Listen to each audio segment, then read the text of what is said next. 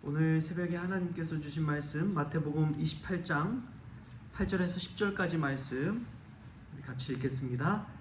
그 여자들이 무서움과 큰 기쁨으로 빨리 무덤을 떠나 제자들에게 알리려고 다름질할새 예수께서 그들을 만나 이르시되 평안하냐 하시거늘 여자들이 나아가 그 발을 붙잡고 경배하니 이에 예수께서 이르시되 무서워하지 말라 가서 내 형제들에게 갈릴리로 가라 하라 거기서 나를 보리라 하시니라. 아멘. 할렐루야. 성탄의 기쁨이 저와 여러분의 삶 가운데 가득하기를 소망합니다. 우리 예수님 오셔서 우리 가운데 주신 소망과 기쁨으로 오늘도 살아가는 저와 여러분 될 수 있기를 주신 예수님의 이름으로 축원합니다. 오늘은 정말 역대 최강의 한파가 온 것 같습니다. 새벽에 나오는데도요, 이게 너무 춥더라고요. 이 추위 가운데서도 건강 잘 지키시고 오늘 하루도 강건하게 살아가는 우리 성도님들 될 수 있기를 바랍니다. 오늘 말씀 보면은 부활하신 예수님의 소식을 전하는 그러한 모습을 보게 됩니다. 그런데 이 천사들을 만나고 천사들의 메시지대로 제자들에게 가서 이 부활의 소식을 전하려고 하는 그 여인들의 마음 속에는 두 가지 마음이 함께 교차하는 것을 보게 됩니다. 우리 8절 말씀 한번 볼까요? 8절 말씀 같이 한번 읽겠습니다. 그 여자들이 무서움과 큰 기쁨으로 빨리 무덤을 떠나 제자들에게 알리려고 다름질할세. 아멘. 한편으로는 무서운 마음이 들었고요, 또 한편으로는 큰 기쁨이 있었다고 성경은 기록하고 있습니다. 신앙의 길에서도 사실 마찬가지입니다. 늘 두려운 것이 저희들의 마음 심령 가운데 있잖아요. 내일 일을 모르기 때문에 그렇습니다. 과연 될까? 믿음대로 될까? 하는 의심과 두려움이 늘 가슴 가운데 있지요.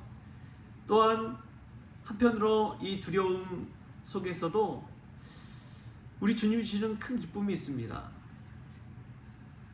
어떤 기쁨이냐?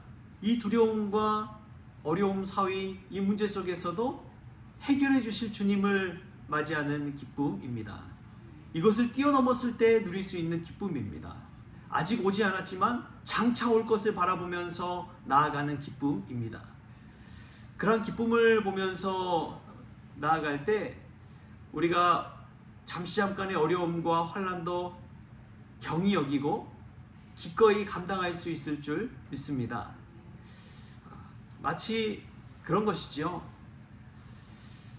한 회사의 사장 아들이 인턴으로 그 회사에 들어가서 일을 시작합니다. 가장 아래 인턴부터 시작해가지고 정직원이 되고 대리가 되고 과장이 되고 이 순차적으로 일을 배워가는 것이죠. 그런데 얼마나 밑에부터 시작하니까 힘들겠어요. 그런데 그 사장의 아들이기 때문에 장차 나중에 뭐가 될 거예요? 사장이 된다는 것입니다. 나중에 아버지의 뒤를 이어서 상속받을 그 자리가 있기 때문에 그 인턴부터 시작해서 받을 많은 고난과 어려움은 아무것도 아니라는 것이지요. 오히려 훈련의 과정이라는 것입니다. 기꺼이 그것을 어려움을 감당하고 남는 그런 소망이 있는 것이죠. 우리는 장차 영광스러운 그런 날을 향해 나아가는 중에 있는 줄 믿습니다. 우리 미래는 하나님께서 보장해 주시고 우리의 끝은 늘 승리로 끝나기 마련입니다. 왜냐하면 우리 예수님께서 죽음을 이기시고 부활하셨기 때문에 그렇습니다. 장차 오실 예수님을 우리 마음 심령 가운데 영접하고 나아갈 때 우리 안에 큰 기쁨이 있기 때문에 그런 것이죠. 그래서 믿음의 선진들은 화영장에 끌려가면서도 찬송을 불렀습니다. 기쁨 가운데 찬송을 불렀어요. 왜냐하면 예수님께 나아갈 수 있기 때문에 그렇습니다. 또 예수님 받으신 고난에 자신도 동참한다는 그러한 기쁨이 있었기 때문에 그렇습니다. 여러분 가운데 두려움과 무서움 가운데 떨고 있는 이들이 있습니까? 내 힘으로 감당할 수 없어서 어려움 가운데 있습니까? 오늘 말씀을 기억하십시다. 이 무서움과 큰 기쁨 사이에서도 제자들을 향해 그 사명을 감당하기 위해 달려간 여인들을 생각해 보십시오. 누구나 두렵지요. 저도 두려울 때가 있습니다. 앞으로 교회에 관한 일도 그렇고 믿음 생활하는 것도 그렇고 앞으로 어떻게 될지도 모르는 이 막막한 현실도 마찬가지입니다. 그러나 아직 모르기 때문에 더 기대할 수 있지 않겠습니까? 또 하나님이 어떻게 역사하실지 모르기 때문에 더 흥분되고 또 설레는 마음이 있지 않겠습니까? 우리가 큰 기쁨으로 주님이 원하시는 그 길을 달려갈 수 있게 바랍니다. 내일 일은 아무도 모릅니다. 내일 무슨 일이 일어날지 모릅니다. 여러분, 그 이야기를 들을 때 여러분의 마음 심령 가운데 무서운 마음이 있습니까? 아니면 큰 기쁨의 마음이 있습니까? 우리에게 또한 큰 기쁨의 마음이 있기를 소망합니다. 큰 기쁨으로 내일 무슨 일이 있을지를 기대하면서 잠이 드는 그러한 마음가짐이라면 내일이 얼마나 기대가 될까요? 하나님이 이루실 일을 기대하면서 나아가는 자가 위대한 역사를 이룰 줄 믿습니다. 오늘 여인들도 마찬가지였습니다. 인간적으로 무섭고 두렵지만 그럼에도 불구하고 하나님의 약속을 생각하고 다시 살아나신 예수님을 배울 생각에 큰 기쁨이 있는 것이죠. 우리도 큰 기쁨 가운데 오늘 하루를 살아나는 저와 여러분 될 수 있기를 바랍니다. 또 보면은 오늘 말씀에 참 은혜가 되는 것이 바로 뒤이어서 9절 10절에 예수님께서 여인들을 만나주시는 장면입니다. 예수님께서 여인들을 만나서 평안하냐 하고 묻습니다. 평안하냐? 여러분, 예수님을 인격적으로 만난다는 것만큼 큰 축복이 있을까요? 교회를 아무리 수십 년을 다녀도 예수님을 만나지 못한다면 불행한 사람입니다. 그러나 예수님을 인격적으로 만나고 주님이 나와 함께 하시고 주님이 내 어려움과 내 고충과 내 문제와 내 힘든 것들을 아시고 평안하냐 물으신다면 우리 마음 심령 가운데 그 모든 것들이 위로받을 줄 믿습니다. 오늘도 우리에게 평안하냐 물으시는 예수님의 음성을 들을 수 있기를 축복합니다. 예수님이 나와 함께 하시고 주님이 나를 안아주시고 나의 마음을 알아주시기만 해도 우리는 은혜가 되는 것이지요. 예수님을 인격적으로 만난 사람 가운데 정말 놀라운 은혜는 그 주님이 우리와 늘 동행하신다는 사실입니다. 주님 만난 사람들이 어려움을 견딜 수 있고 문제를 해결함 받고 끝까지 주님 붙들고 나아갈 수가 있는 것이죠. 우리에게도 그러한 주님 만나는 인격적인 만남이 늘 지속될 수 있기를 축복합니다. 그러려면 늘 기도 생활해야 돼요. 늘 주님의 이름을 불러야 돼요. 뿐만 아니라 늘 주님을 생각할 줄 알아야 됩니다. 주님이 내 곁에 계시는구나 생각할 때 우리가 위로를 받고 주님 나와 함께 하심을 통해서 새 힘을 얻을 수 있기 때문에 그렇습니다. 어떤 목사님이 이제 쓰신 책을 보았는데 거기 보니까 조영기 목사님은 사무실에 이 큰 자리 하나를 마련해 놨대요. 예수님 자리라고 합니다. 예수님 자리를 탁 모셔놓고 예수님과 함께 사역한다는 것이죠. 예수님 모시고 내가 사역한다는 것이죠. 여러분, 그것을 볼 때 얼마나 큰 힘을 얻겠습니까? 여러분, 내가 할 때는요, 내일 일도 모르기 때문에 넘어질 일도 많습니다. 그러나 우리 주님이 함께 하실 때 주님이 일하실 줄 믿습니다.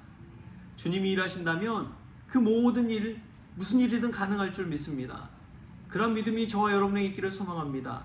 그때에 많은 어려운 문제도 해결함 받고 또 우리에게 닥치는 고난도 이길 수가 있는 것이죠. 우리 주님을 인격적으로 만나고 주님과 동행하는 저와 여러분 될 수 있기를 축복합니다. 우리 주님 만났을 때 여인들에게 하신 명령이 있습니다. 우리 10절 말씀인데요. 10절 말씀 같이 한번 읽겠습니다. 시작. 이에 예수께서 이르시되 무서워하지 말라. 가서 내 형제들에게 갈릴리로 가라 하라. 거기서 나를 보리라 하시니라. 아멘. 예수님은 여인들에게 사명을 부여해 주십니다. 그래서 무서워하지 말라는 말과 함께 제자들에게 말씀을 전하라고 하는 것이죠. 즉 여인들을 부활의 증인으로 사용하신 것입니다. 부활의 증인의 사명을 부여해 주신 것이죠. 예수님은 저와 여러분에게도 마찬가지라고 믿습니다. 예수님을 전하라는 사명, 예수님의 말씀을 전하라는 사명을 저와 여러분에게 주신 것이죠. 주 이름을 부르는 자 그에게는 하나님께서 놀라운 능력을 부어주시는 줄 믿습니다.